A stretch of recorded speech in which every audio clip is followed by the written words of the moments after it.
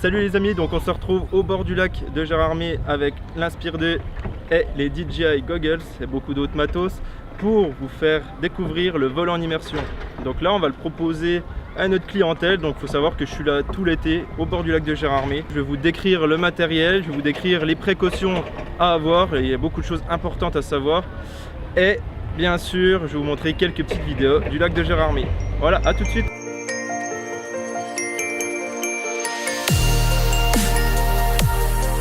Alors voilà, je vais vous présenter le matos. Désolé, il y a un peu beaucoup de bruit. Il y a des jeunes qui font du kayak juste à côté de moi. Alors, je vais vous présenter le matériel minimum à avoir pour tenir une journée en entier de vol en immersion. Donc, on commence par le drone DJI Inspire 2 équipé de parachute. Si vous volez et si vous êtes considéré en agglomération, obligatoire bien sûr. 2 DJI Goggles parce que la batterie ne dure que 6 heures.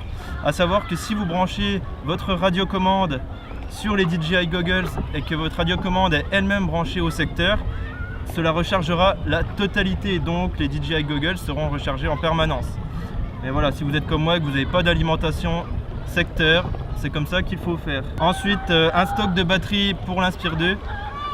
Donc moi personnellement j'ai 10 batteries mais qui me servent voilà, pour 5 vols. Vaut mieux avoir une alimentation secteur car ça reste quand même très compliqué de faire passer 4-5 personnes sur une seule batterie.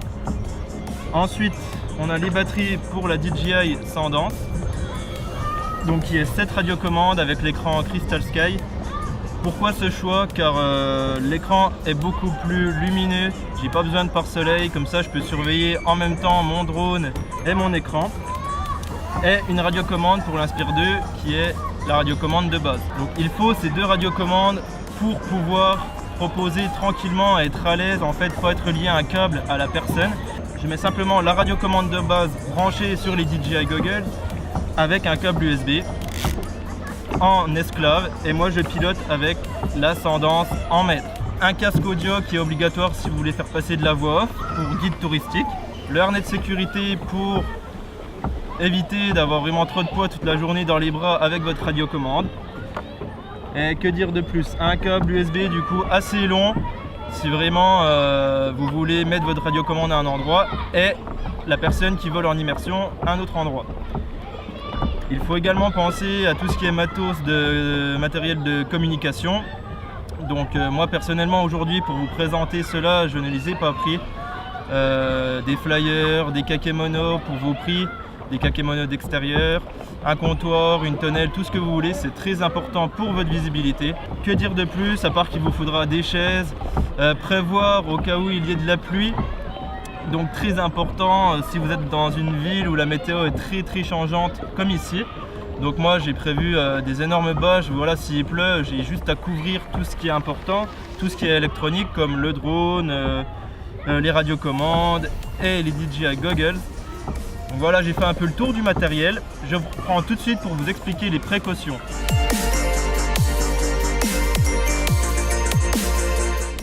Vous allez certainement me demander pourquoi j'ai choisi l'Inspire 2 plutôt qu'un Phantom 4 Pro ou un Mavic Air ou un Spark. Bah, tout simplement parce que l'Inspire 2 avec son train rentrant permet d'avoir une rotation à 360 degrés de la caméra. Et ça c'est très important, c'est pour ça que j'ai choisi celui-ci. Donc il faut savoir que la personne pourra tourner sur elle-même en un tour entier. Donc c'est super cool, elle pourra regarder en bas, même un peu en haut vu que la caméra a un angle de rotation qui est assez cool pour l'Inspire 2. Avec le Phantom 4, bien évidemment c'est possible, mais vous n'aurez pas l'option avec les 2 radiocommandes, vous n'aurez pas l'option avec le gimbal tracking qui fait vraiment à 360. Dans le cas du Phantom 4 Pro, l'avantage c'était la batterie qui est un petit peu plus longue. Et sinon, on va faire le petit point sur les objectifs. Préférez un objectif à grand angle sur l'Inspire 2, car les personnes sinon seront vraiment un peu perdues. Quand ils vont tourner la tête, ça va tourner extrêmement vite. Donc préférez un grand angle. Donc maximum 17 mm on va dire. À propos de l'Inspire 2, désactivez les capteurs sol si vous voulez au-dessus de l'eau bien évidemment. Et comme d'habitude, ne pas oublier d'enlever la protection pour l'activation du parachute qui est juste ici, qui est une petite goupille avant chaque vol et le remettre entre chaque client. Donc voilà, moi je fais passer des sessions de 5 minutes Pourquoi 5 minutes? Car au-delà des 5 minutes, la personne peut avoir des vertiges, elle peut avoir un peu mal la tête à la fin de la session. Donc 5 minutes, c'est largement suffisant. Et moi, pour ma part, le tour du lac avec ce drone ne me prend pas plus de 5 minutes. Donc c'est nickel. Donc les amis, je vous parlais des précautions à avoir. Donc simplement, vous allez voir derrière moi que je me trouve sur un ponton qui fait plus de 10 mètres de long. Comme ça, je peux décoller ici sans souci, sans avoir le problème de survol de personnes, car voilà, l'entrée est bloquée par mon comptoir. Aujourd'hui, comme vous pouvez le voir, elle est bloquée par des barrières. Donc ça, c'est la première précaution, avoir un endroit pour décoller et atterrir avec vraiment un minimum de 10 mètres entre les personnes et le décollage du drone. Ensuite, deuxième précaution, comme j'avais dit, c'est pour la pluie. Donc pour la pluie, prévoir une tonnelle, ou si vraiment vous pouvez vous construire un petit chalet même au bord d'un lac et de proposer l'activité là en permanence, c'est très bien. Mais moi personnellement je n'ai pas pu, donc j'ai juste une bâche que je peux déployer pour couvrir mon matériel. Et la troisième précaution, donc pour tout ce qui est demande préfectorale, etc., l'aviation civile, donc moi je suis hors aglo. On va dire que je suis hors aglo jusqu'à là-bas. Donc je peux voler vraiment sur toute la surface du lac sans aucun souci, sans survoler aucune terre, très important. Il faut choisir un lieu vraiment touristique et adapté pour cela, sinon vous n'aurez pas beaucoup de clientèle et ça ne sera pas du tout rentable pour vous. En sachant qu'avec le drone, les batteries et tout ça, vous allez monter un investissement à quasiment 15-20 000 euros. Donc voilà pour les précautions, pour rejoindre les demandes préfectorales et tout ça. Donc si vous êtes dans un périmètre aérien contrôlé, chaque semaine, n'oubliez pas de faire votre demande préfectorale, ou si c'est par rapport à un héliport, une hélistation qui se trouve tout près, pareil, n'oubliez pas de faire un protocole avec eux. Et si c'est une activité qui dure toute l'année, vous pouvez prévoir un protocole qui s'appliquera sur toute l'année. Donc ça, c'est avec eux qu'il faut voir. Il faut appeler directement le service AFIS ou la tour de contrôle de l'héliport, de l'hélistation, et vous allez voir tout ça avec eux. Donc voilà, et pour finir, pour les précautions, les batteries, comme je disais, très important.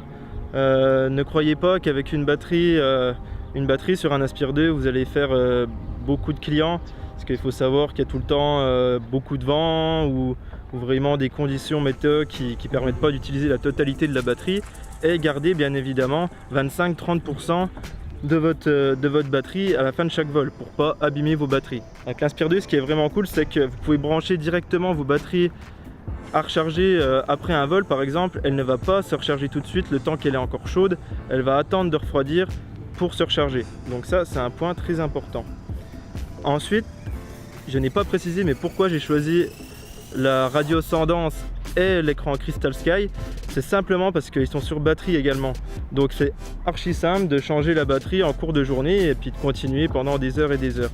Comparé à la radiocommande de base qui doit se recharger, donc soit en permanence, soit vous rentrez le soir et vous la rechargez. Mais là, vous aurez que 6 heures d'autonomie, et je dis bien maximum, car avec les DJI Google branchés dessus, vous aurez beaucoup moins. Donc c'est fini pour la partie précaution. Je vais vous faire un petit vol pour vous faire découvrir donc le lac de Gérardmer, donc c'est dans les Vosges. Je vous mettrai exactement le lien dans la description, vous pouvez me trouver cet été.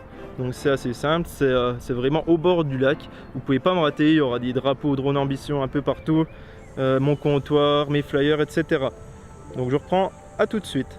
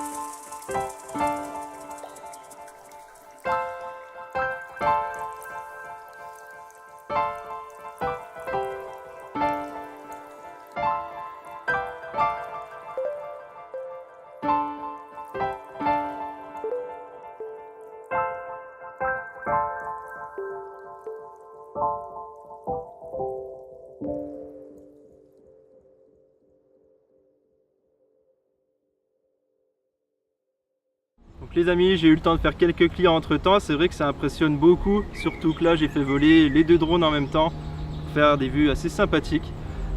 Je vous remercie d'avoir suivi cette vidéo. Posez-moi des questions dans les commentaires, abonnez-vous surtout. Si vous voulez tenter de gagner le petit DJI Tello, c'est toujours la même vidéo. Voilà, il faut suivre les conditions qui sont décrites dedans. Donc vous abonner, mettre un pouce bleu sur la vidéo. Vous pouvez multiplier vos chances par 2 en allant sur Facebook. Donc sur Facebook, c'est le partage de la vidéo et l'abonnement à la page. Je vous remercie de m'avoir suivi et n'oubliez pas, dronez en toute légalité. Ciao!